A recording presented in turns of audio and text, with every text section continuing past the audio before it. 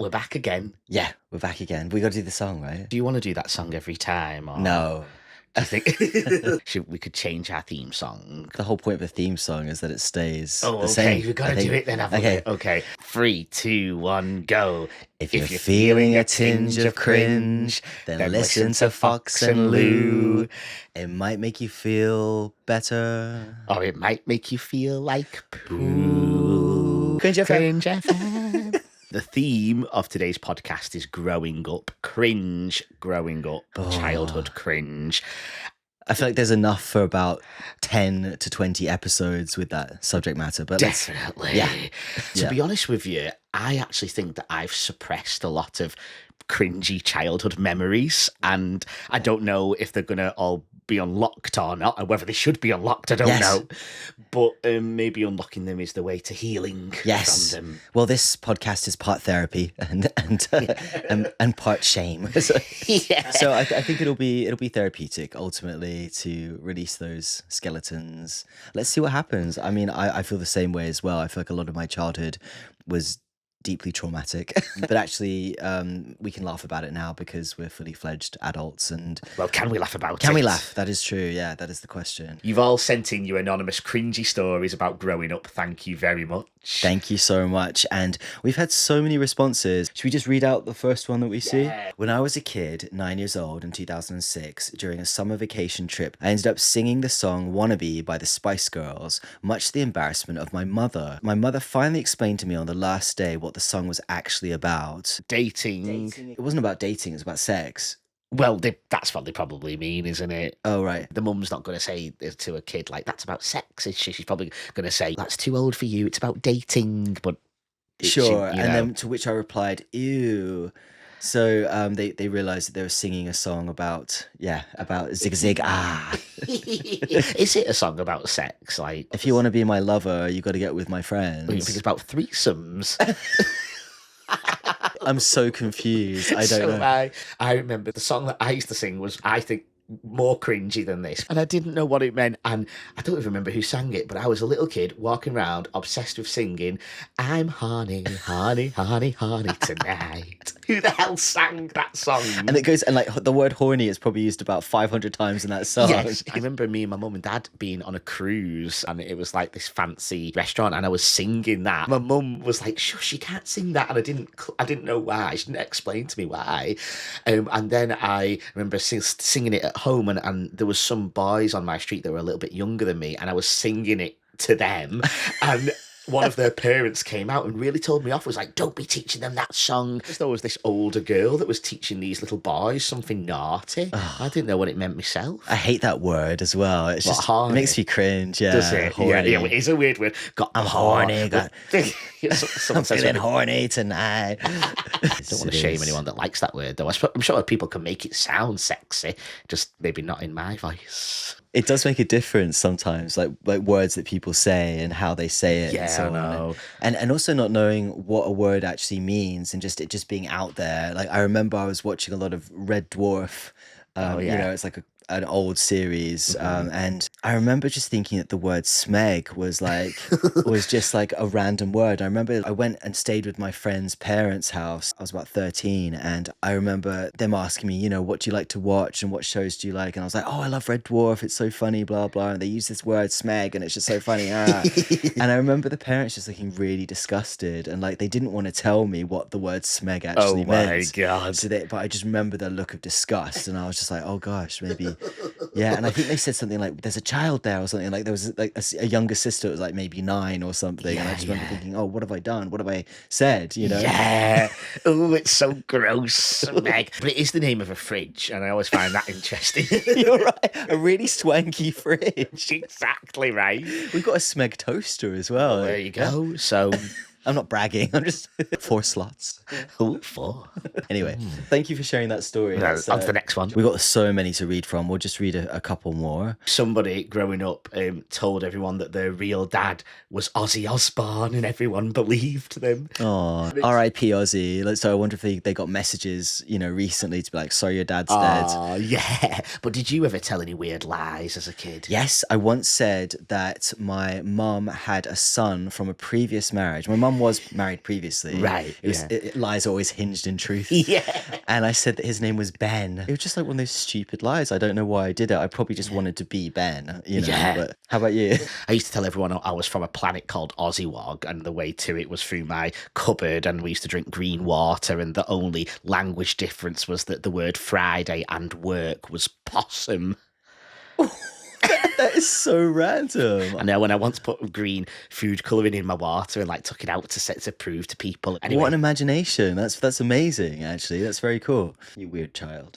Read one more. The cringiest thing for me was going to my family computer and seeing mum's thirst traps. That is quite a good one. Well, that's like more cringy for your mum, but I guess you would cringe as well. But my mum might listen to this, so I don't know if I want to reveal anything, but let's just say that I've had a similar experience. Oh, Lynn. Yeah, Lynn. Naughty Lynn. Right, so I've got a question for you. When was the first time you became aware of feeling cringy about yourself? Like, you know, when did embarrassment kick in? Because I guess when you're a little toddler, you don't feel that cringe, do you? Like, no, I don't remember tinging. I don't remember having a tinge of cringe as a toddler. I think my cringe first happened when I was about 7 or 8, and I had a best friend called Alison. Just a quick note to say we may have changed people's names to keep their identities hidden. She was like a really cool kid, and she was just so sassy and so aware of everything, and I feel like she helped me to understand that some things are like super embarrassing. I think she was embarrassed of me, actually. Oh, so she made you feel embarrassed? Well, yeah, she did. She kind of, she wasn't the best of best friends. She did. Like a frenemy. She was, a little bit of a frenemy. It's quite sad, actually, but I think she was a bit racist. Oh, so. Tell me about this. So she was having a birthday party, and I was like, oh my God, you're having a birthday party. It's so cool. And she's like, well, I'm having 2 birthday parties. You can come to one. She said the other one, she said it's mostly people like me. And I was like, what do you mean? And she like held up my hand and she said, look at how your hand is like brown on the top part and then not so brown on the underneath. She was like, that your hand's different to mine. And she's like, that's why you can't come to my party.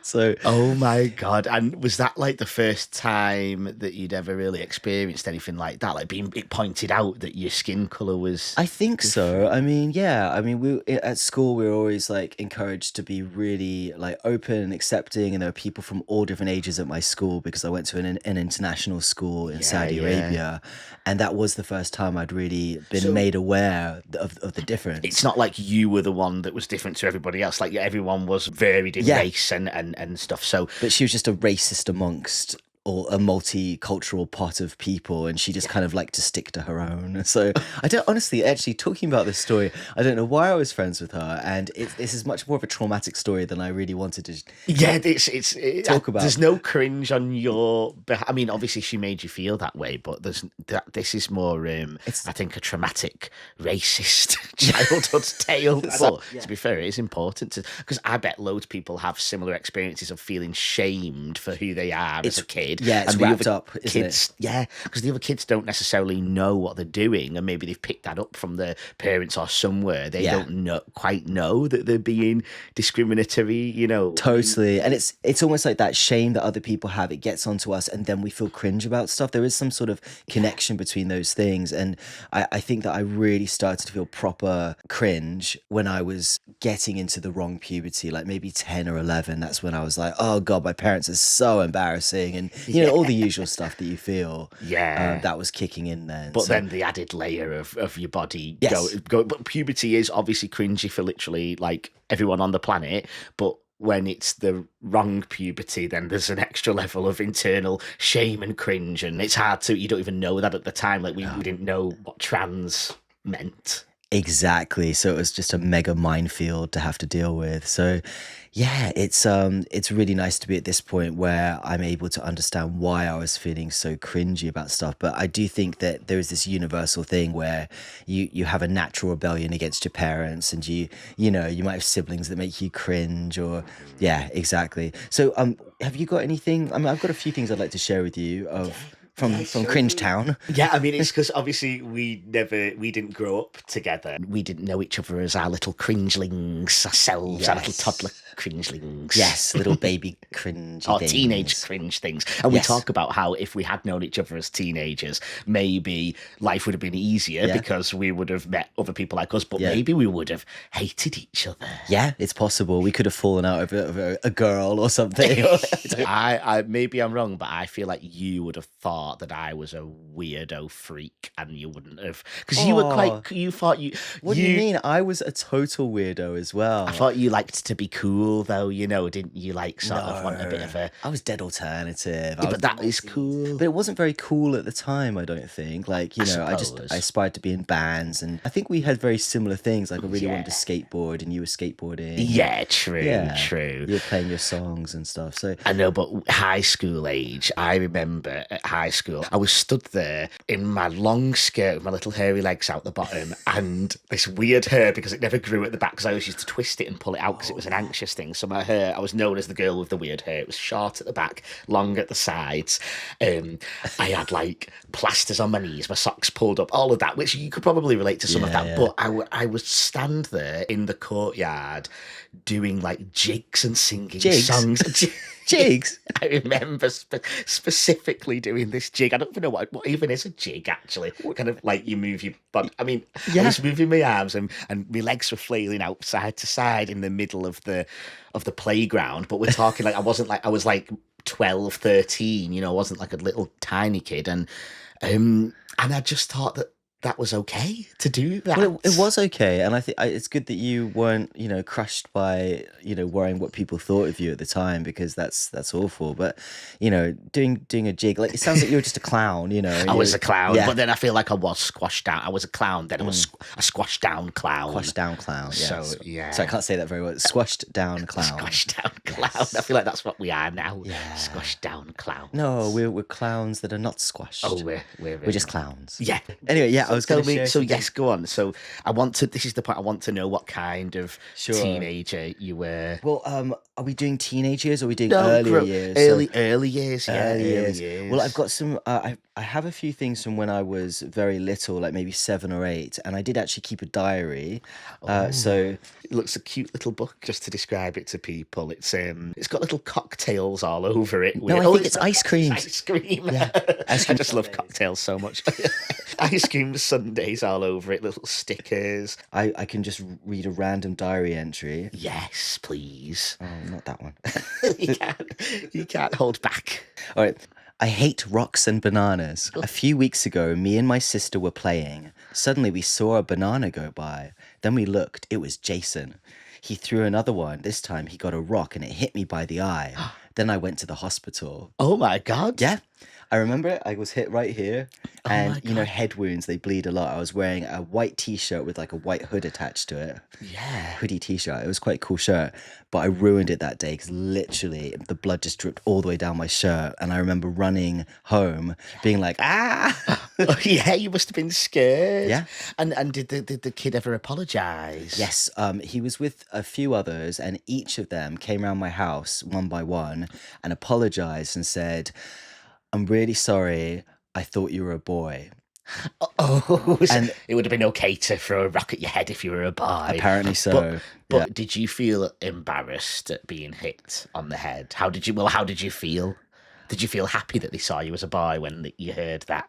It was definitely a moment of like, not euphoria, but like I was quite pleased that they'd thought I was a boy and that they were treating me like that, and we were just kind of not roughhousing, but I don't know what the word is, but we were just playing in the street, and it was a load of fun until it wasn't, obviously. Yeah. But yeah, it's definitely tied up with like gender issues and stuff, and that head wound was kind of like, if you want to use an analogy, it was kind of a big reminder that that I was a girl and that I should have been treated a different way, and that I don't know. It's weird. A very significant story, that actually. Yeah, and I also remember the person who did the stitches in my eyebrow being like, "I've taken extra care so it won't leave a scar on your face, because obviously for girls you don't want to have a scar. For boys, it gives you character, doesn't it? Yeah, it would have looked badass. Yeah, you'd had a little scar on your eyebrow. Well, people like a little slit in their eyebrow now. You could have had a cool little scary slit. Yeah, absolutely. Anyway, so yeah, well, that's good. That's a really good memory that you've recorded forever. No. But moving on swiftly, there's another book I wanted to share with you. It's called The Little Orphan, and it's a book that I made when I was 7 years old. And there's actually a comments section in the book as well, so we'll come back to that at some This point is a very soon. well put together Isn't book it? for a 7-year-old. What's is. that? Is it, you've got a gold stamp in there. Yeah, I do. It says North Campus School, which is a school I went to in Saudi Arabia. And it's about sadness and despair. So once upon a time there was a fight. A woman was in the fight. She had a baby, so she put the baby by a tree, and after that the woman died. I'm not going to read all of the stuff here, but basically this person goes from house to house saying to people, can I live here? And they're like, yeah, you can live here, and then they end up dying as well. Spoiler alert. Why did you have such a dark mind? I was very dark. I don't know. Why did so many deaths? So many deaths. It's kind of creepy, actually, like these little drawings that look all happy and smiley. And it's saying, what does that say in the speech bubble?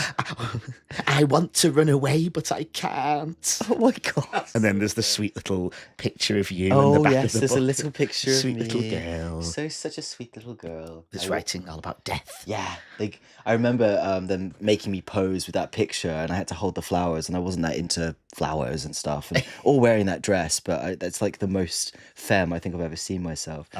Anyway, I just want to share the comments section of this. My dad says, a good use of imagination and nicely constructed. Not concerned one bit about all the death in there. Exactly.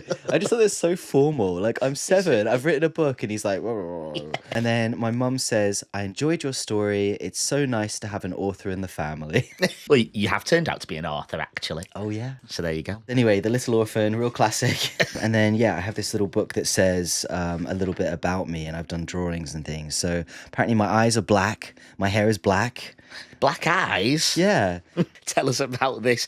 It's your game you used to play. It says here, you've written, my best friend's name is Alison. Oh, that's the one. When we play together, we like to play chase together, and we pretend that invisible men are after us. Oh and my there's God. a picture that you've drawn of like one of you chasing the other going, help.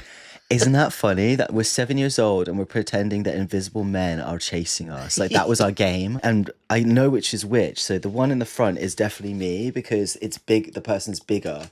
And my friend was a very small, slight petite gymnast. And I always felt like such a, I don't know, like a giraffe around her.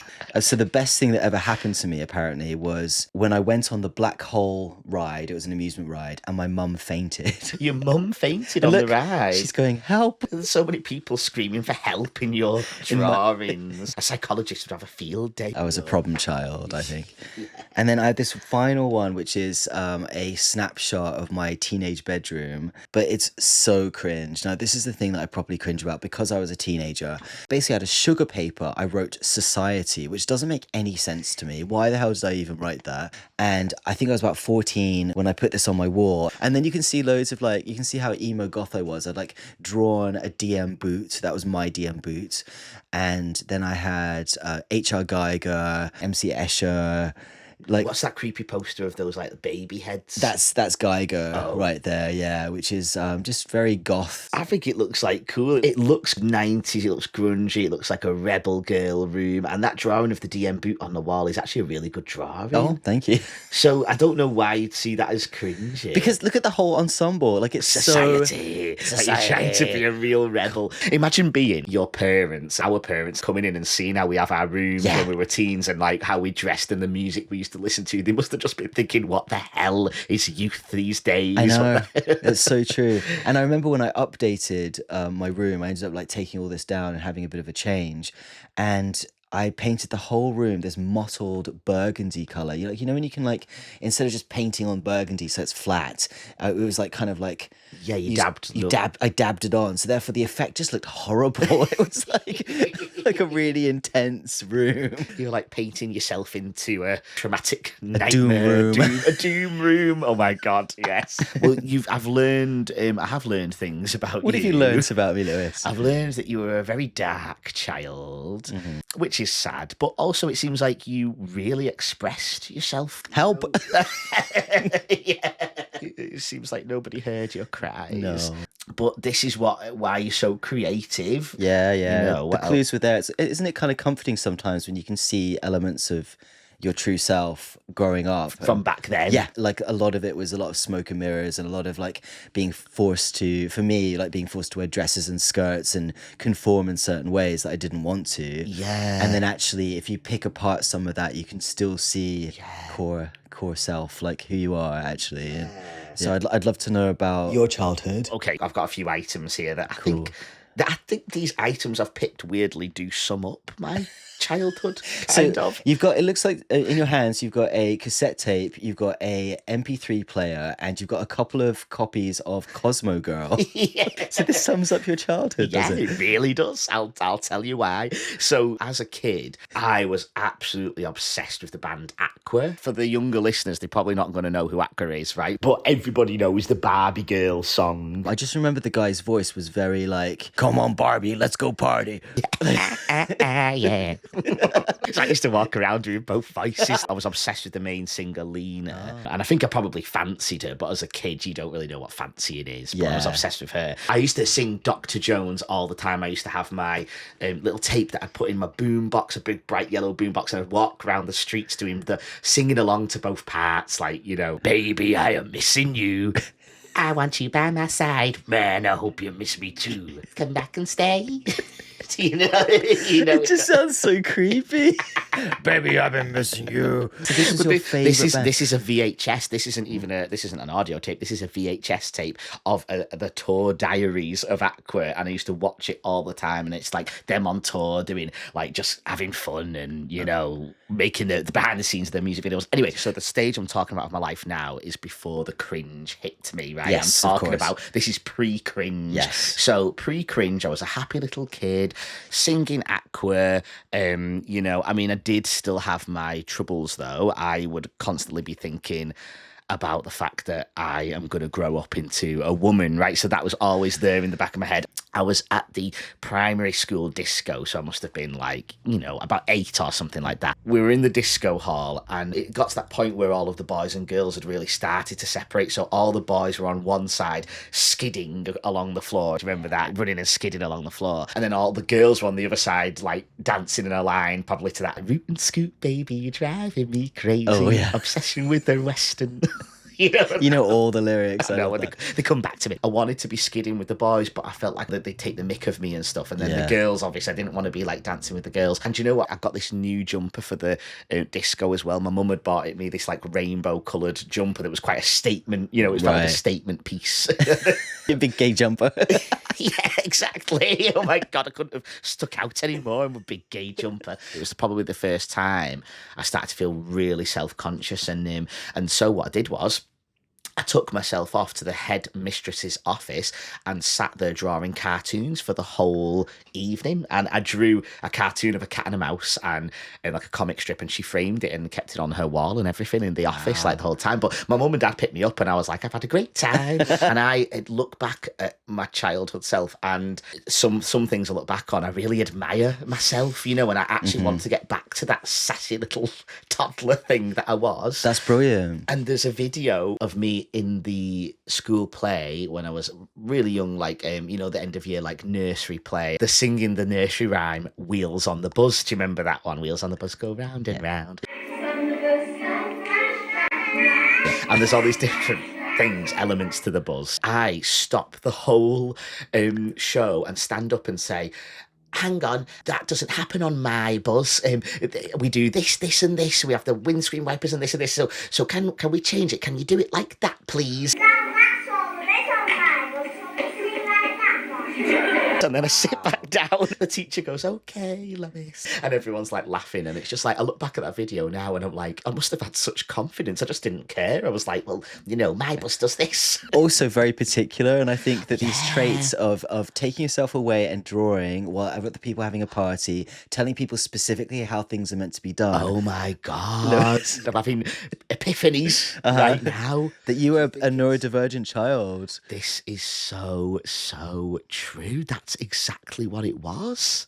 Oh my God. We need to do an episode on neurodivergence, don't we? Definitely. I think that's what it was, because I actually kind of know deep down that I wasn't trying to be this diva. I was just like, it's this way. It's this way. Yeah. I can totally relate. Actually, maybe, your things were... Help. I think you were neurodivergent as well, actually, looking back. You were probably screaming out for help for many reasons, Yes.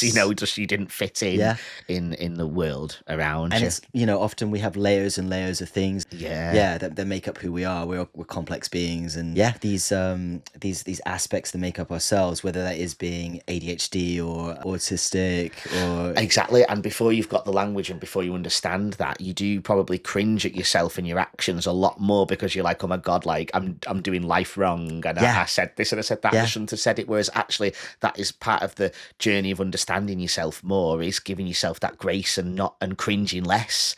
And I've never been diagnosed officially with anything neurodivergent, but it is a path I'm intrigued to pursue, actually. Same as well, right? Maybe we should pursue that together and bring people along with us on the journey. Yeah, let's do it. But you know what? I started the process. I went to the doctors. The doctors suggested it. They've sent me an email questionnaire to fill in, and that's to get the ball rolling to be put on the waiting list to be assessed for ADHD.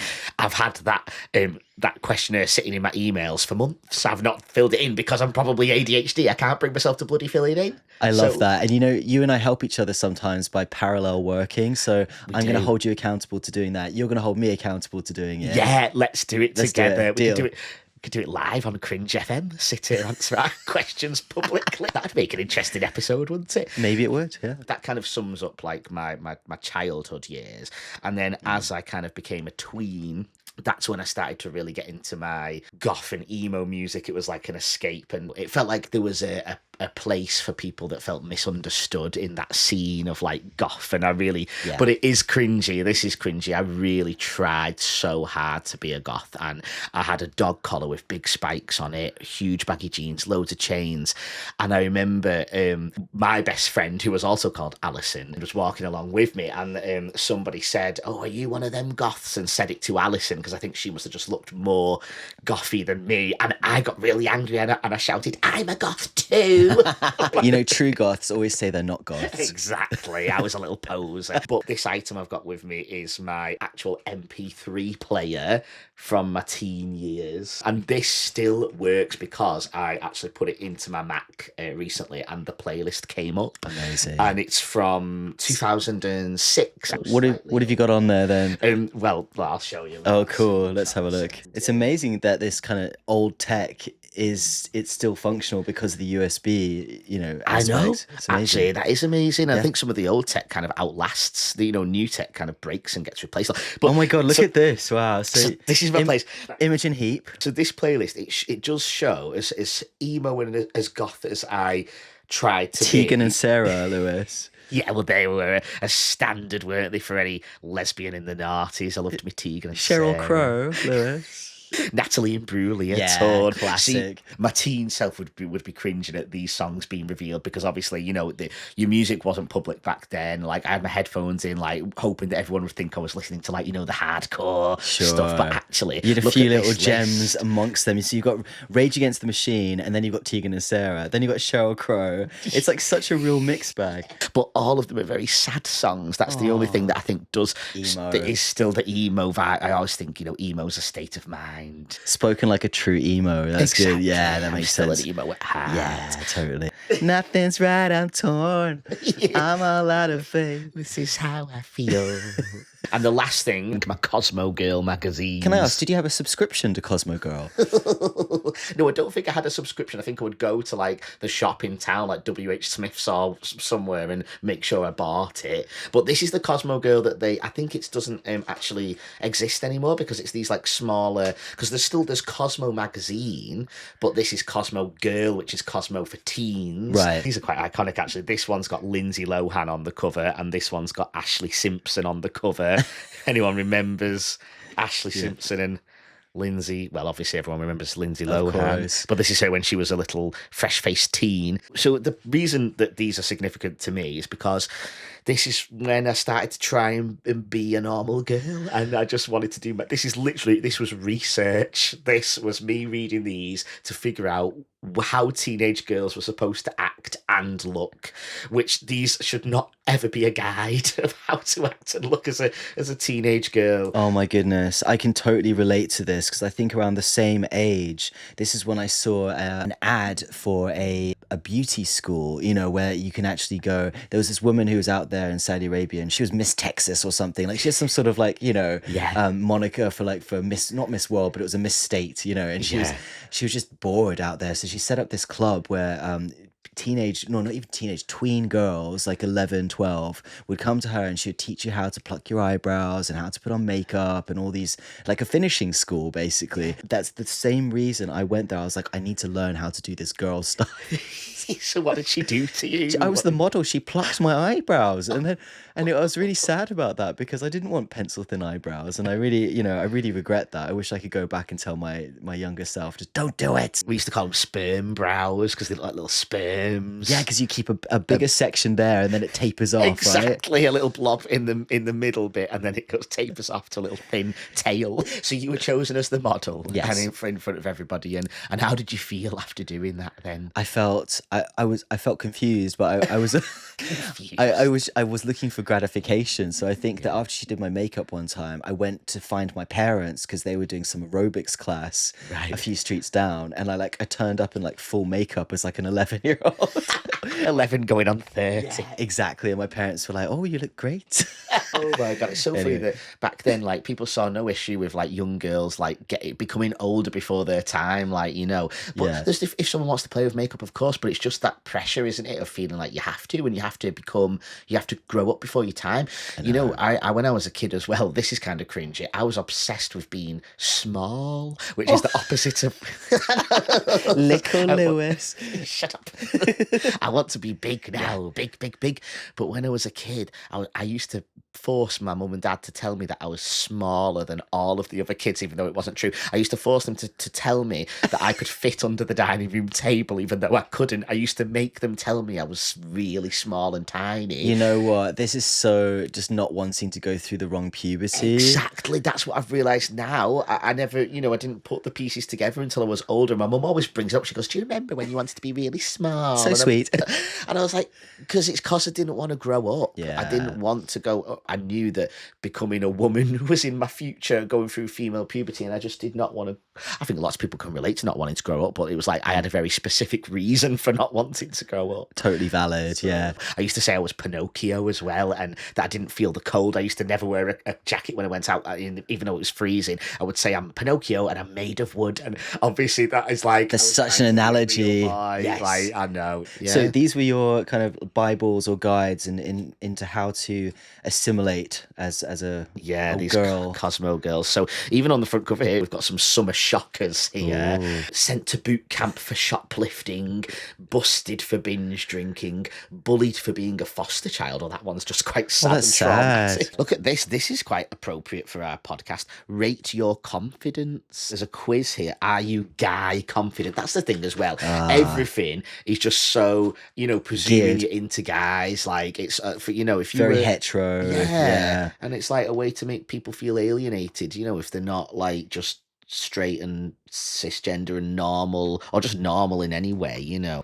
I've got a feature here that is sexy sixth formers, the final 30, and they've got like a bunch of like guys who are like meant to be sexy. Yeah, this is the creme de la creme right here.